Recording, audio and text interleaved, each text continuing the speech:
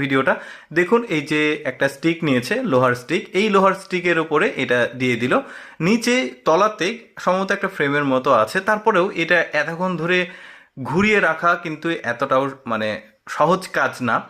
মূল কথা হচ্ছে এই যতগুলো প্লেট রয়েছে, প্লেটের নিচে তো এই ধরনের গোল চাকতি থাকে, আপনারা জানেন যারা মেয়েরা রয়েছে থালা বাসন যখন মাজে পরিষ্কার করার সময় তখন তো দেখা যায়। তো যাই হোক, এই যে দেখুন, এই প্লেটগুলোর নিচে সুন্দরভাবে প্লেট এবং ডিশ দুইটার নিচেই কিন্তু এই রডটাকে রাখছে। এবার ওই রডটা এবং প্লেট এবং সব কিছু একসঙ্গে সে ঘোরাবে। এটা কিন্তু দুর্দান্ত একটা পারফরমেন্স। এগুলো যাতে থেমে না যায় এজন্য একটু করে আবার ঘুরিয়ে দিচ্ছে। বেশ চমৎকার তার পারফরমেন্সটা। লাস্টের যে পারফরমেন্সটা ছিল এটা আসলে দেখার মতো ছিল, আমার কাছে বেশ ভালো লেগেছে। কারণ একসঙ্গে ওপরের প্লেট, তারপরে ওপরের ডিশ, তারপরে নিচের প্লেট একসঙ্গে সবগুলোই সে ঘোরাবে, কোনোটাই নিচে পড়ে যাবে